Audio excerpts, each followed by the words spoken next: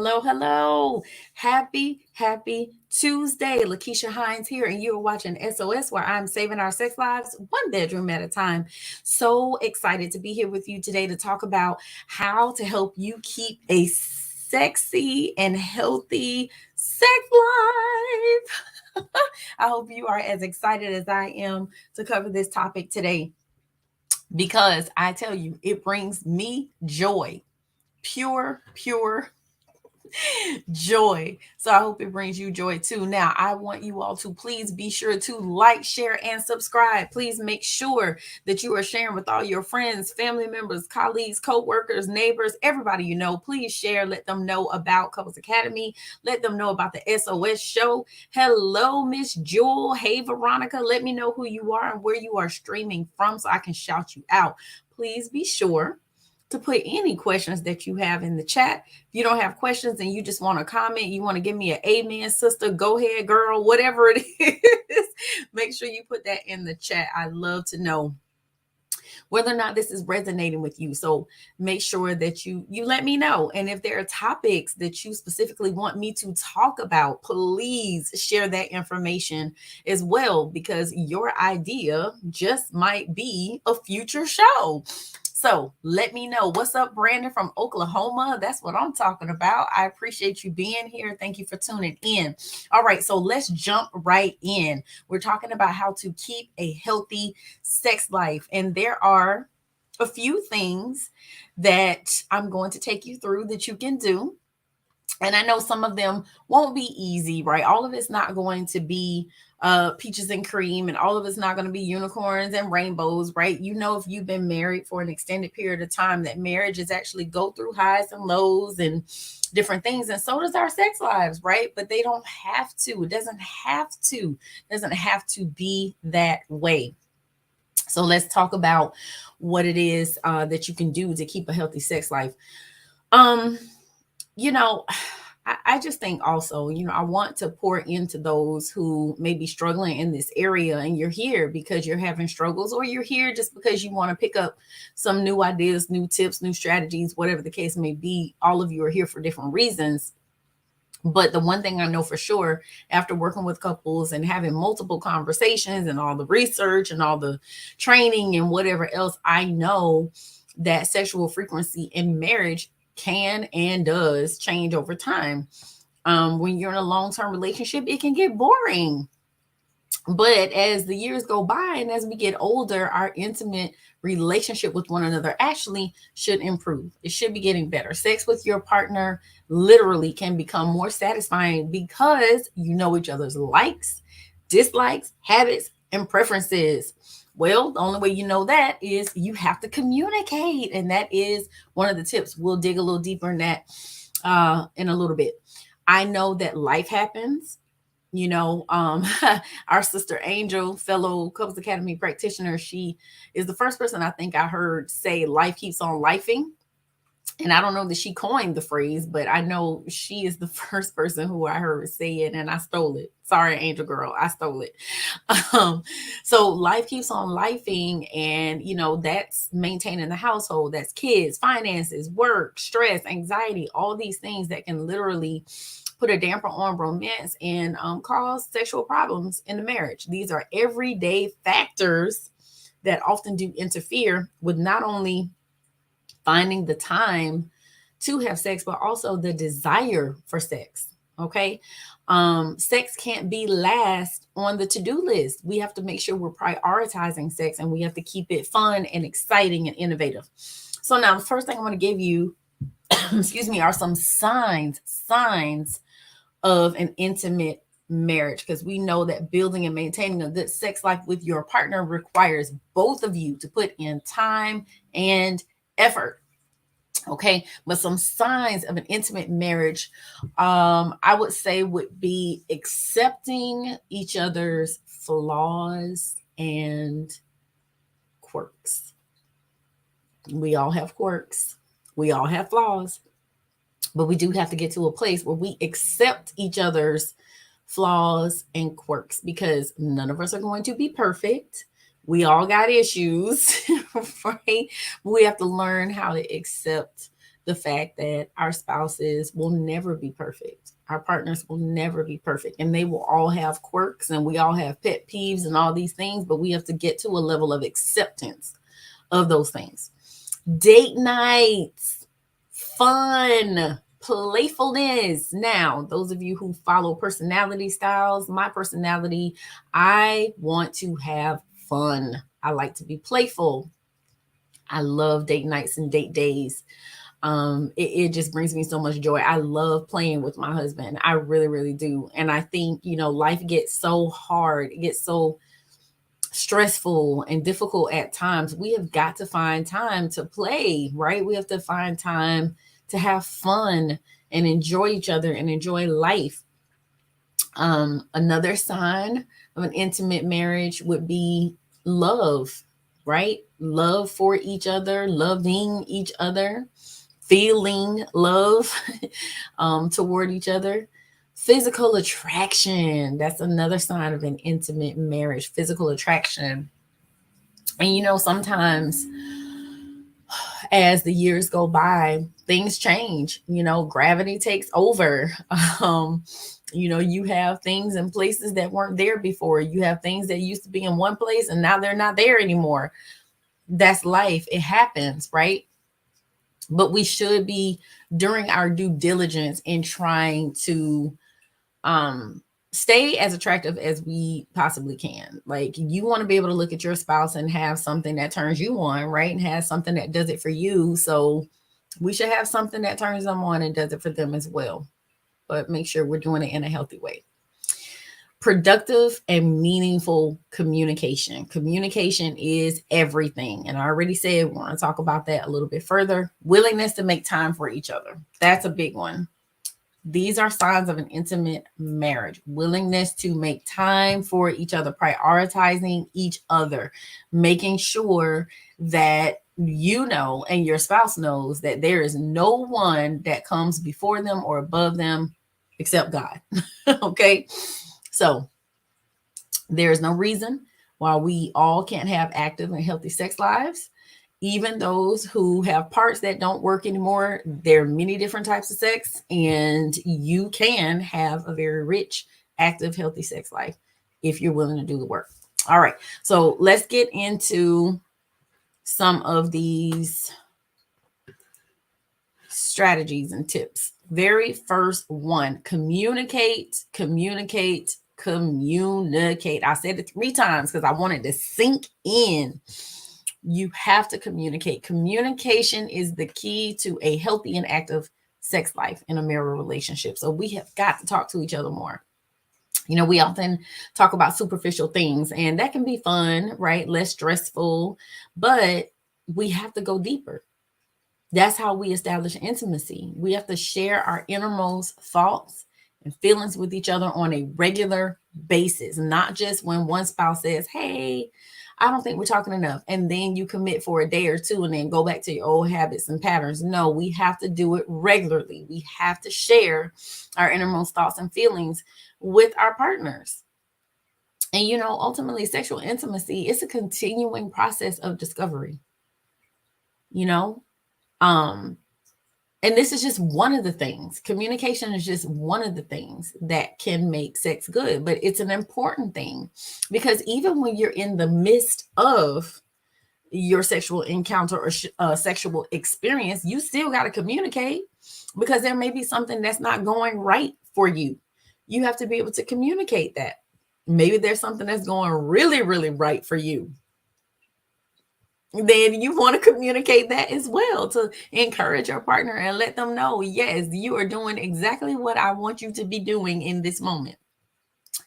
That might be you sharing frustrations outside of the bedroom. We never share frustrations outside the bedroom. Inside of the bedroom. And we never share things that our spouses are doing wrong inside of the bedroom. That is when we are fully dressed and we are not in our bedroom and we have that conversation. But we do have to share frustrations that we have about life, about parenting, if you have children, about work, about the relationship, whatever, right? We have to talk about our sexual experiences that we enjoy. We have to talk about things that we're not enjoying. We have to talk about things we want to explore together.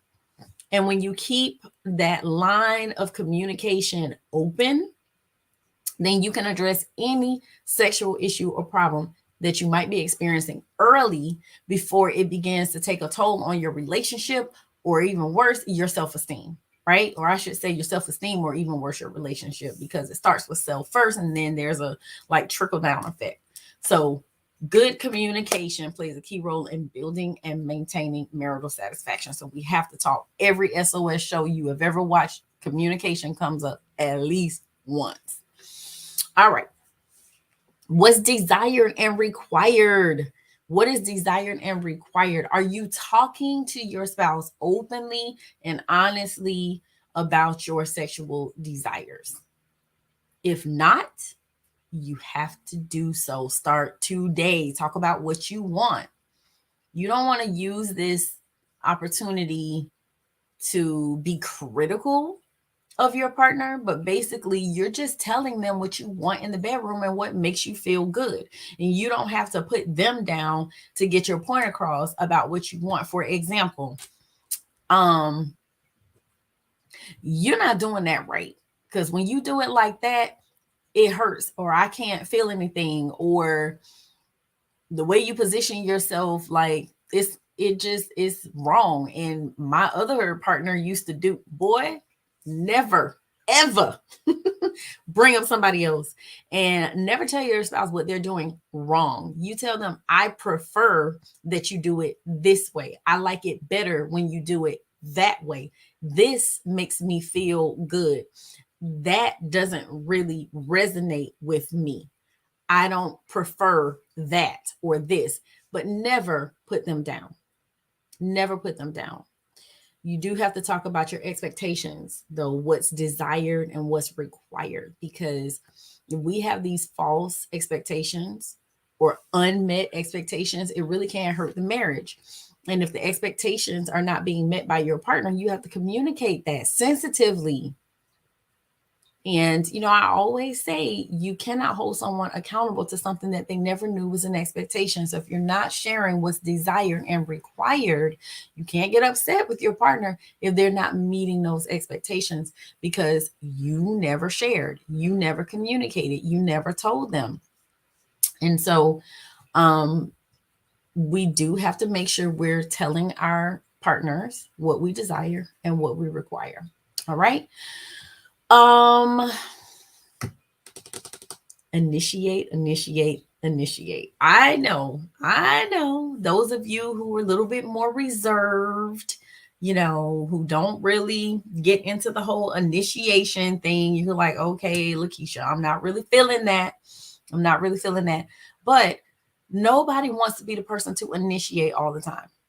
No one wants to have to be the one to initiate all the time.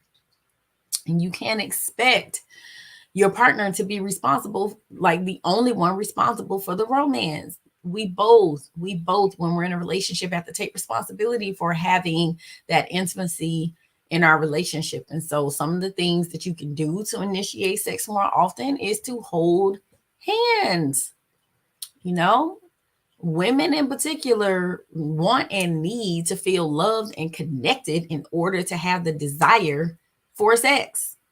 We have to make time for intimate acts like long hugs, kisses, hand or foot massages. Like that can help connect and build intimacy. And it's a signal to your partner that you're in the mood.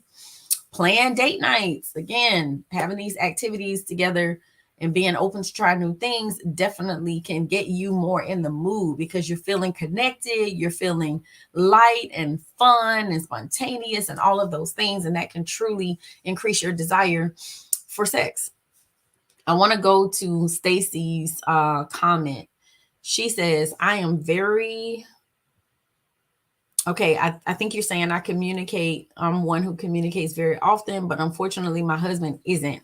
I'm about I statements. He never tells me anything. His answer is, I will try to do better. He doesn't. So frustrated and pisses me off. Oh man, I get that. I so get that. I have heard that so many times, Stacey. And the only thing, without knowing your whole situation, that I could say is, I know you said you use I statements, but there's more to it than that. When it comes to communication, we have to make sure our timing is right. We have to make sure that even with the I statements, that they're still worded in a certain way that won't come off as finger pointing and blaming. We do have to be clear, concise, and direct in terms of what it is that we want and what we need. And sometimes it's the timing, right? Sometimes it's the right thing said the right way, but at the wrong time. And so there's so many layers to this communication thing. And one thing I found too is the person who is the one who communicates most oftentimes will automatically assume that they're a good communicator. And I don't know if this is for you, Stacey, but I'm just saying in general, the person who talks the most isn't the person who talks the best or who communicates the best, right? So again, it may be what you're saying, it may be how you're saying it may be when you're saying it, and it may be to who you're saying it to, because there are some things I truly believe that we do just need to pray about. If it's something that you've already talked to your husband about and he says he's going to do better and he doesn't, instead of getting frustrated and getting angry or whatever, pray about it.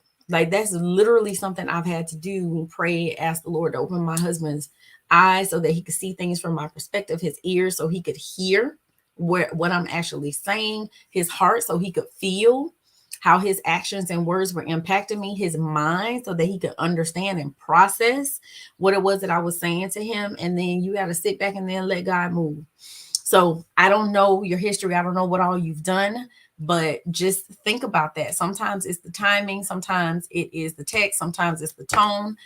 Multiple things that could be impacting why things aren't changing. And also, your husband does have to have a made up mind that he wants to do better and commit to being better, not just saying, I will try to do better, but actually putting forth action steps to do better. And I would say for you, be specific about what it is that you want him to do if you haven't been, so that he knows exactly what you expect from him. All right. So I want you guys to stay put. Don't go anywhere. Do not swipe left or right. We're going to take a quick break and we will be right back. You are watching SOS.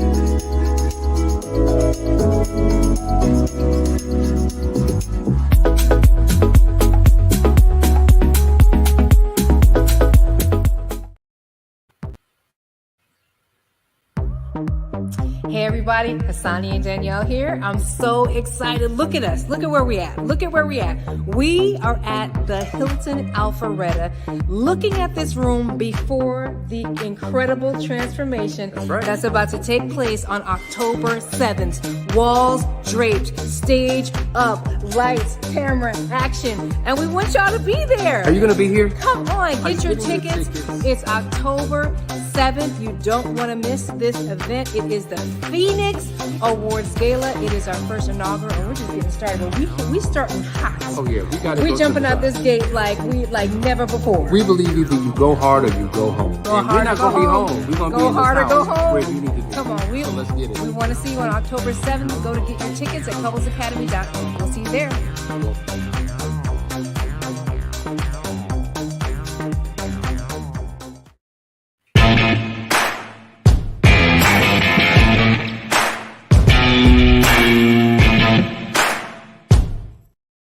Welcome back. Welcome back. Again, my name is Lakeisha Hines. You're watching SOS, and today we're talking about how to keep a healthy sex life. But if you just saw that commercial with Hassani and Danielle Pettiford, our founders, man, the Phoenix Awards Gala is coming up October 7th. It is not too late for you to get tickets. It is not too late for you to book your flight, get your hotel room. There is a discount at the Hilton Alpharetta, Georgia, for the gala guests. All you have to do is scan this QR code at the bottom left of the screen and you can get your tickets today. We want you there to celebrate the power of love and the resilience of marriage. Everything that has to do with love and triumph, and man, it is just going to be an amazing time. You get to get all dressed up because it is black tie. So that means, ladies, you're going to have to dust off those ball gowns or get you a new one. Fellas, you're going to have to dust off those tuxes, or you know what? Get a new one. But we definitely want to see your face in the place. It is going to be an amazing, amazing event. So you don't want to miss it. Don't be the person who heard about it, right? Be the person who's talking about it and who's telling others about it and making them feel bad because they weren't there. Okay. I'm going to be there. Are you going to be there? I hope to see you there.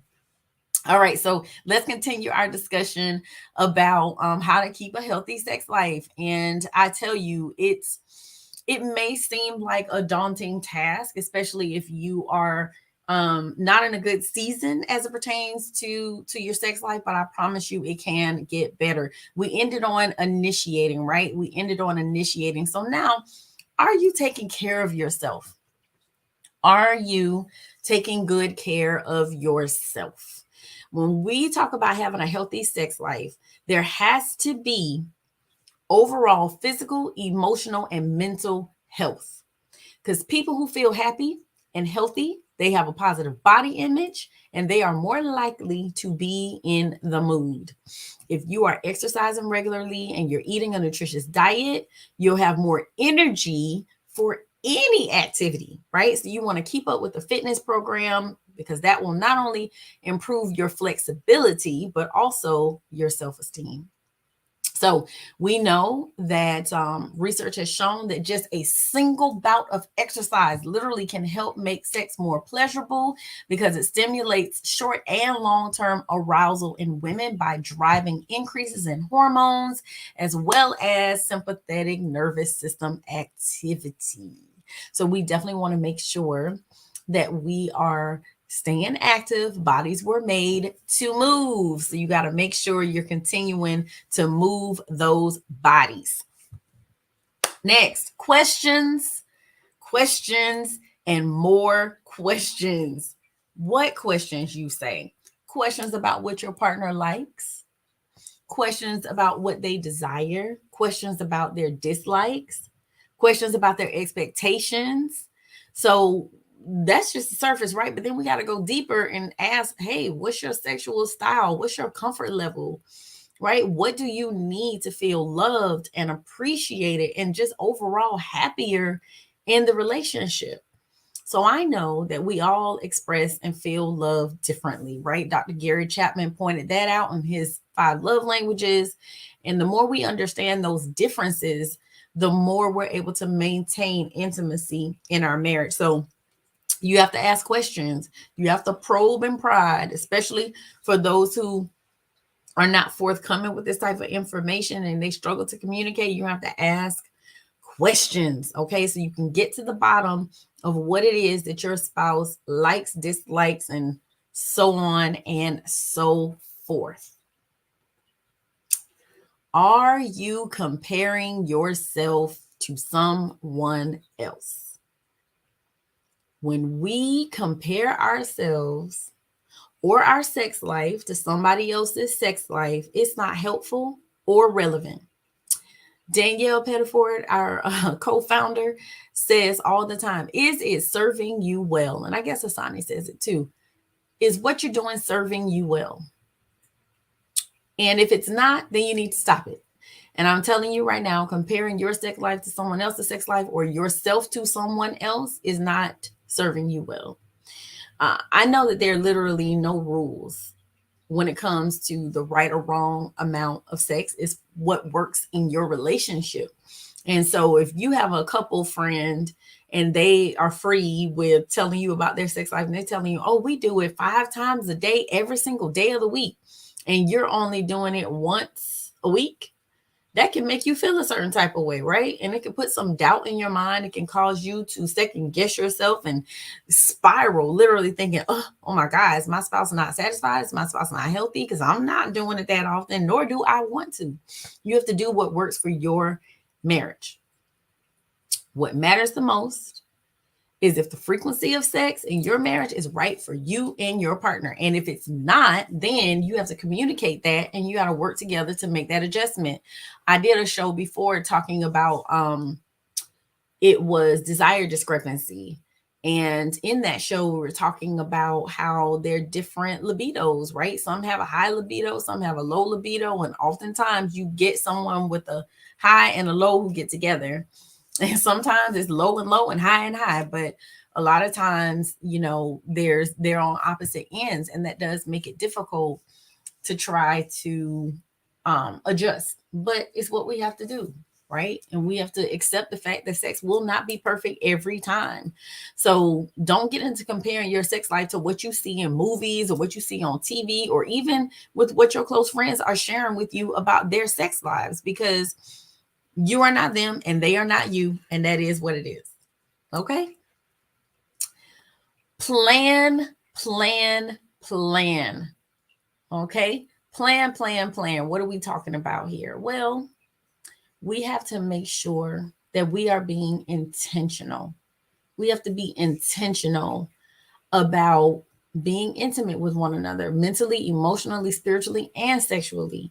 Because I know life gets busy and our schedule's like all over the place. My husband has been making fun of me and gave me the nickname DB for double book, because I have a history of double booking myself. So planning is extremely important, right? And so sometimes you do have to plan for sex. Sometimes you have to put it on the calendar. And I know everybody doesn't like that and they actually find it, you know, undesirable, but it depends on how you look at it. Mindset is everything. You can make planning sex just as exciting as spontaneous sex. Why? You can set the mood in advance, right? You can start the foreplay in the morning. You can send signals throughout the day. You can send notes, texts, phone calls, hugs, other flirtatious gestures, especially if both of you are working from the house, and build up excitement for your sex date. Just like you have date nights, you can have a sex night, right? A sex date night, okay? And so I know even when we plan and even when we genuinely are putting forth our best effort, we might run into some situations where sex doesn't meet your expectations. We're human, we are flawed, and so it's not going to be perfect. But we do want to be intentional about planning for the best encounter and best experience we can possibly have.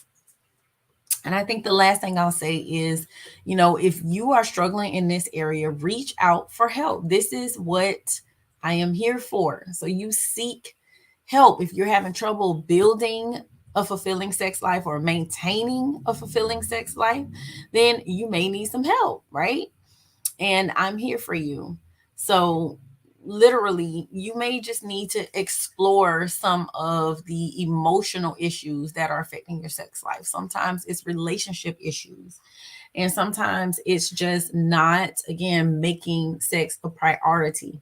But however it goes, if you need help, reach out, make that discovery call, because again, I'm here to help you. And I definitely want to do that. I want you enjoying your life and I want you having the best sex of your life.